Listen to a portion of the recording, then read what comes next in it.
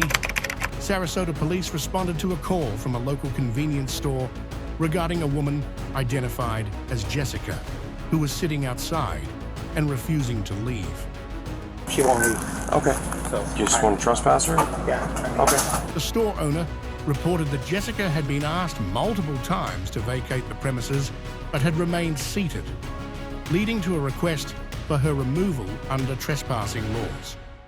I asked her 3 times, and she said I don't have nowhere to go, and I don't. Said she doesn't have shoes, blisters on her feet, Upon arrival, officers engaged with Jessica, who was visibly distressed and identified as homeless. I'm not even disrespectfully doing anything here except looking like a homeless person sad. I'm sad because my life... She explained her dire situation: recent displacement due to a house fire, difficulties with FEMA, and rejection from local shelters.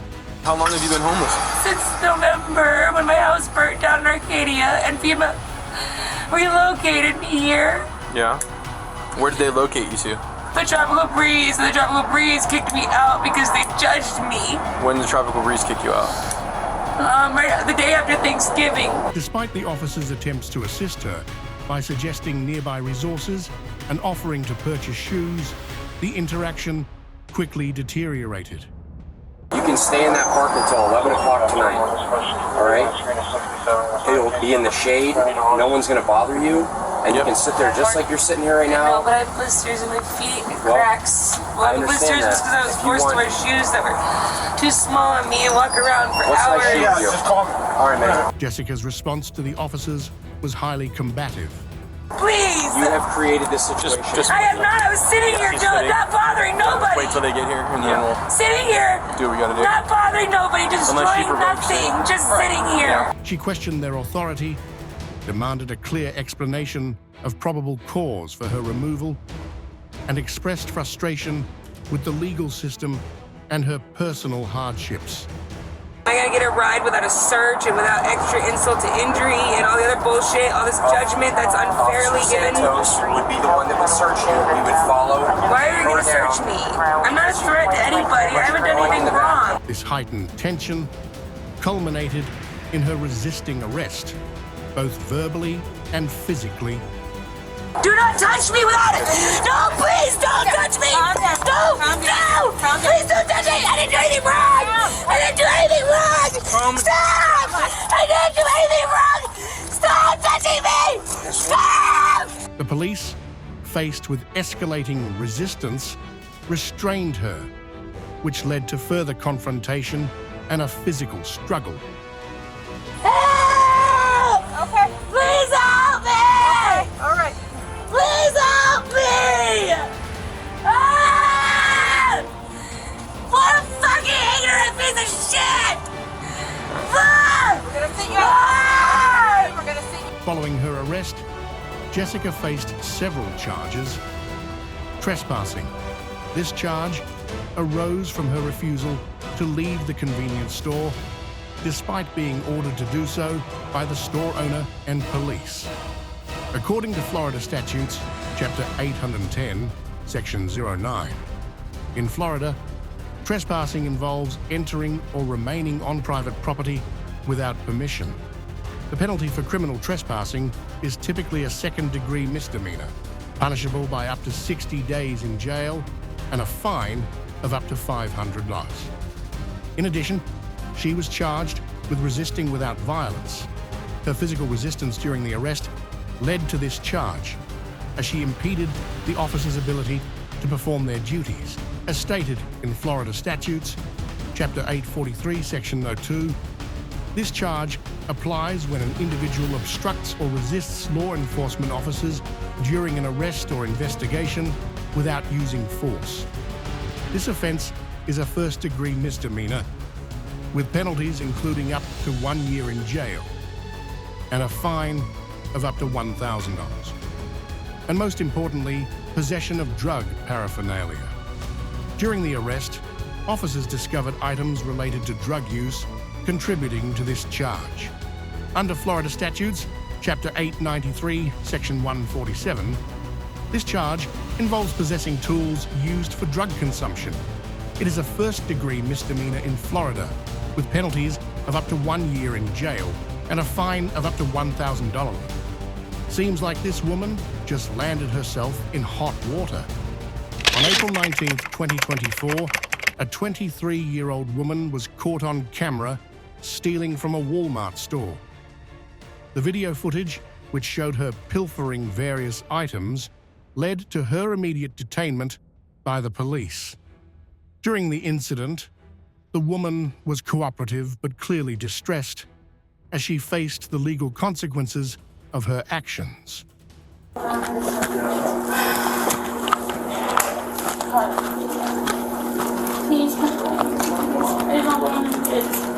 well, we gotta, unfortunately, when you steal, and there's gonna be consequences. Sure, but at the end of the day, right, you gotta pay for what. Upon arrival, law enforcement officers approached the woman and began. By reading her Miranda rights, this procedure is standard practice in criminal investigations and ensures that the suspect is aware of their rights. The rights included the right to remain silent and the right to an attorney. The officer's explanation was clear and thorough, indicating that anything the woman said could be used against her in court and that she could have legal representation during questioning. I'm gonna read you your rights here, okay? You have the right to remain silent. Anything you say can be used against you in the court of law. You have the right at this time to talk to a lawyer and have him present with you while you are being questioned.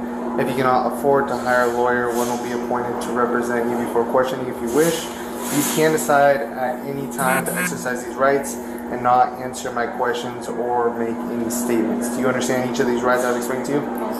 Having these rights in mind, do you wish to talk to us now? Wait, I'm sorry, what? Having these rights in mind, do you wish to talk to us now? Well, there's not much to say. Okay. After being informed of her rights, the woman admitted to the theft. She explained that she had stolen paint and art supplies, which she intended to use for recreational activities with children. The officer proceeded to issue her a trespass notice, which prohibits her from entering any Walmart store for 1 year, a common penalty for shoplifting incidents. So you said what did you steal? I just stole like paint stuff right now, just to have fun with kids. I don't have money to buy it, so that's why I did it. Drawing, yes. So you stole paint? Okay. Like paint stuff, coloring book. Okay. How many, was it just like buckets of paint, or what was the paint? It was like, I mean, they all have, yeah, they have it, you know what I mean, but I was just trying to. like colored pencils, markers, stuff like that. Okay. And then, Walmart does want you to trespass here, so I'm going to read you this. Have you been trespassed here before?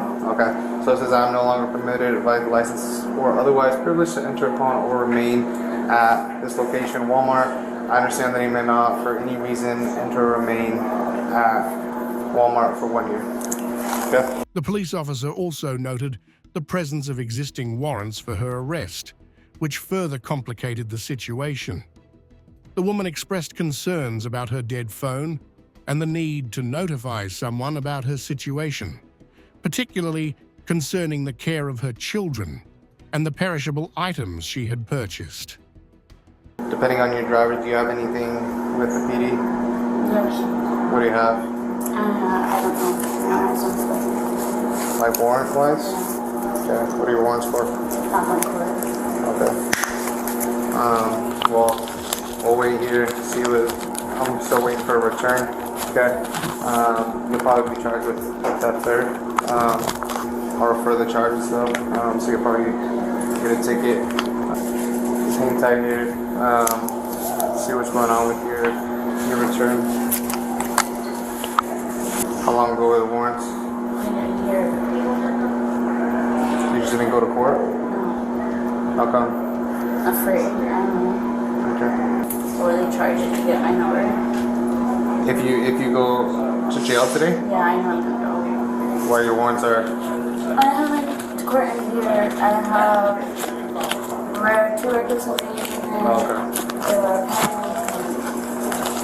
Okay. Do you have that phone number with you? In my phone, but my phone is still. Gotcha. The woman was formally arrested and transported to jail.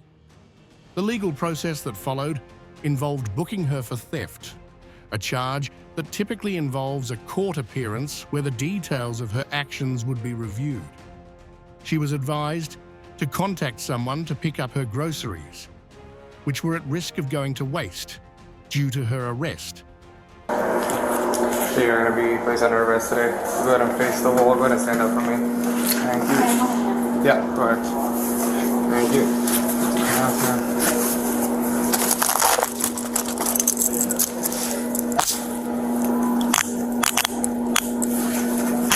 I don't know how the jail staff works and stuff. I'll check you here at the hood.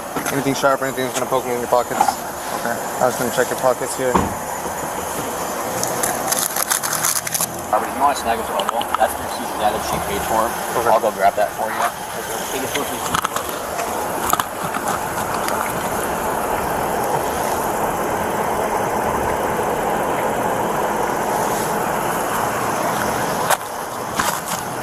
So it looks like you have a bunch of stuff that you paid for.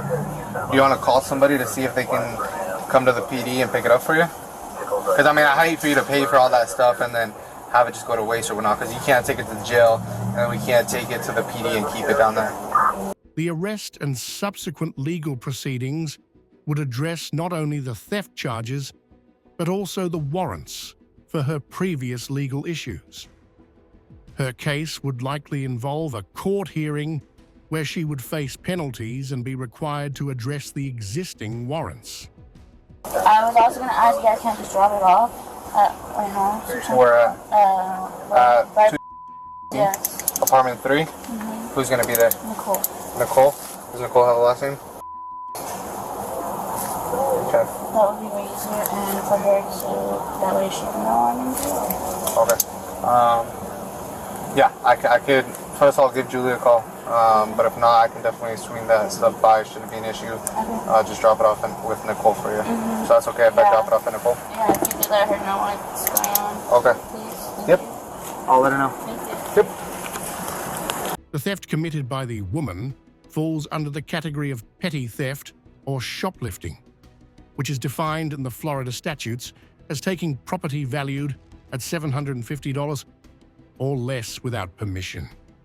In Florida, this is considered a misdemeanor of the second degree, punishable under Chapter 812 of the Florida statutes. Penalties for a second-degree misdemeanor in Florida can result in a maximum of 60 days in jail, 6 months of probation, and a fine up to $500. However, if the individual has previous theft-related convictions or other aggravating factors, the penalties could be more severe.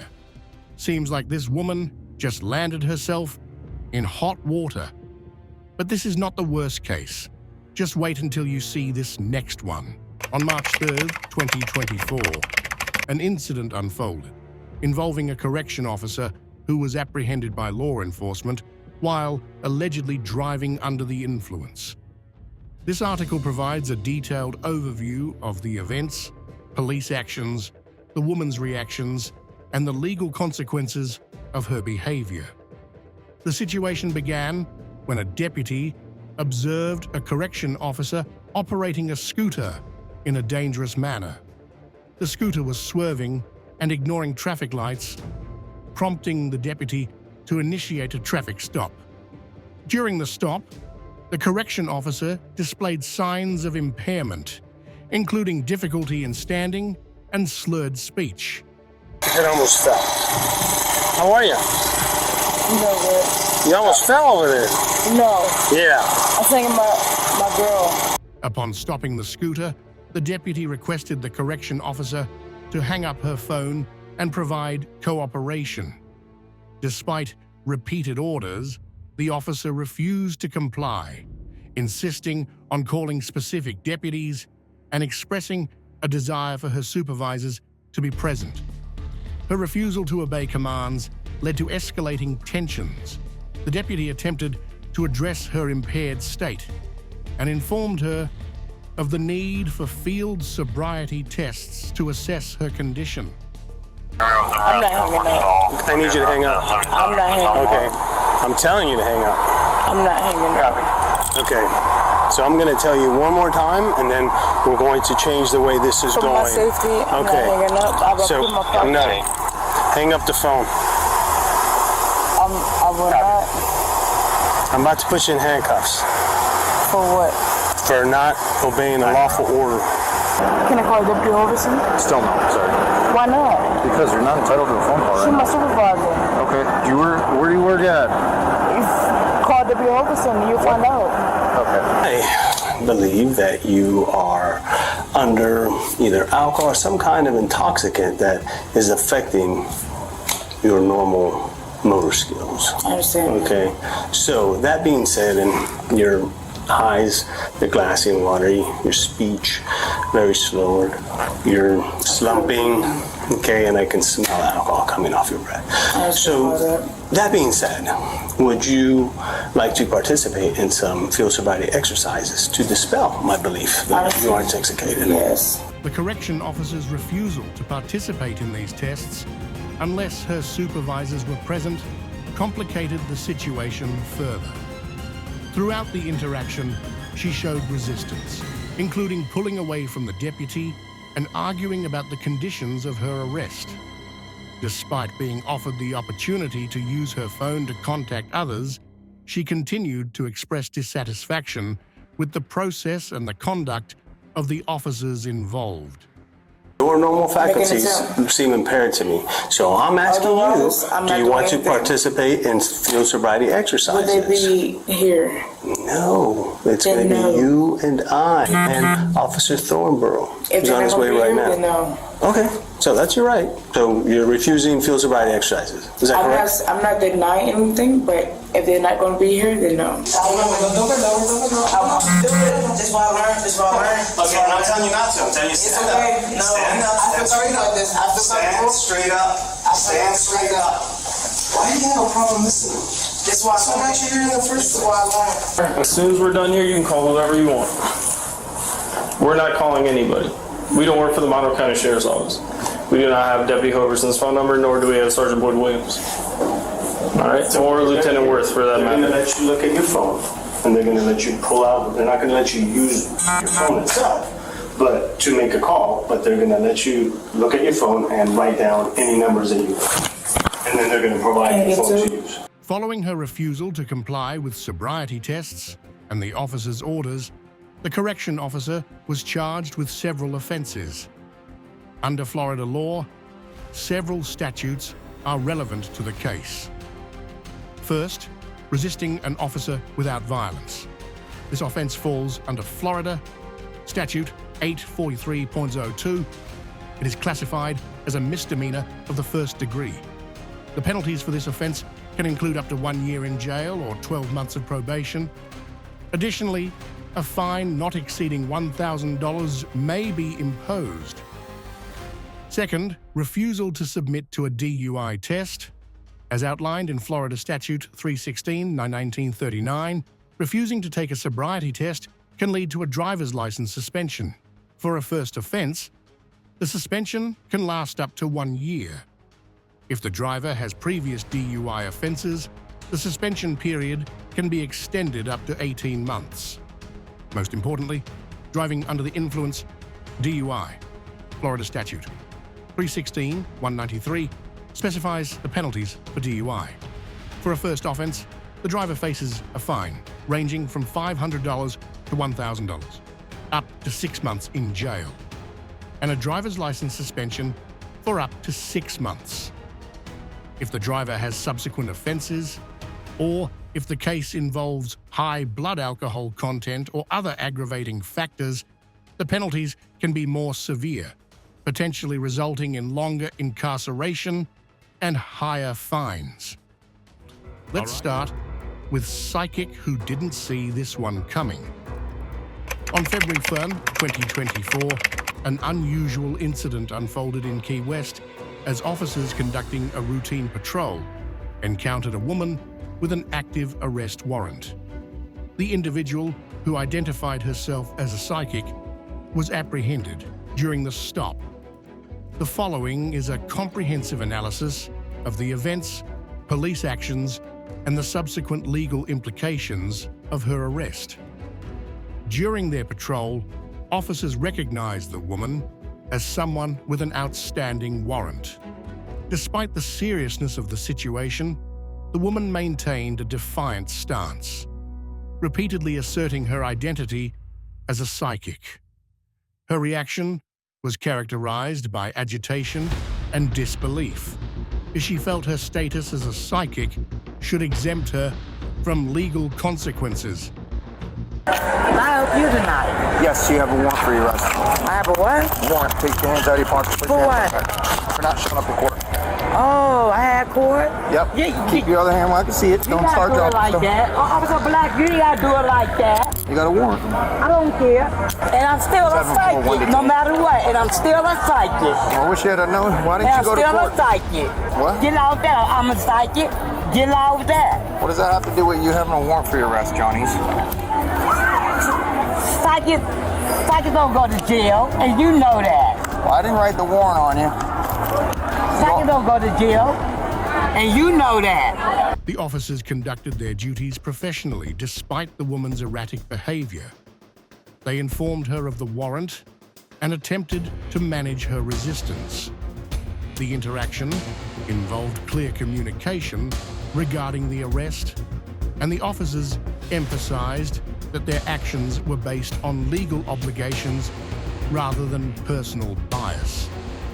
I love everybody in the world. Yes, you do, and you're always sweet. And guess what? Everybody, y'all know I'm a psychic. She's mad. Amen. I'm mad. I'm a psychic. Well, then why don't you act like you normally do? I get business. I don't give a damn. I get business. I took in my ass. I get business. Oh, hey, Matt, I need help. Oh, everybody is Brillo. Everybody is Brillo in my pocket. And Officer Black find it once again. Well, but guess what? Psychics know everything. The woman's reaction was one of intense frustration and defiance. She argued that her psychic abilities should have predicted the arrest and expressed anger at what she perceived as racial bias and harassment. Her responses included claims of being unfairly targeted and accusations that the officers were not from Key West, which she believed should have influenced their treatment of her. Is he from Key West, Officer Landers? why are you so mad tonight? David Smith. Is he from Key West, Officer Bull? Is he from Key West? Why are you Check always it out. old guys from the 90s? He is not Key West cop. Amen. I am a psychic. Why are you so animated tonight? Because I'm a psychic. And you know it, Officer Black. You know it. A psychic that got visions going to walk up and down with a crack pipe. You kiss my non-drug ass, motherfucker. Bitch, I never do dope, motherfuckers. Never.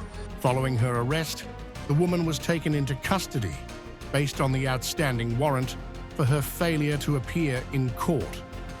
The legal process involved booking and possibly a court appearance to address the warrant. The woman's behavior during the arrest, including her assertions and resistance, may have influenced the subsequent legal proceedings, but the core issue remained the outstanding warrant. Do what you gotta do. I don't put nothing on God and Jesus for you or nobody else. For you or nobody else, out of town car. I am a true psychic. And I'm the only psychic that's living on this earth. Amen. Florida statutes. Chapter 843.15 addresses offenses related to failure to appear in court. Specifically, Section 843.15(1)(b) classifies failure to appear as a third-degree felony if the underlying charge is a felony, and as a first-degree misdemeanor if the underlying charge is a misdemeanor. The penalties for a third-degree felony can include up to 5 years in prison, 5 years of probation, and a fine of up to $5,000.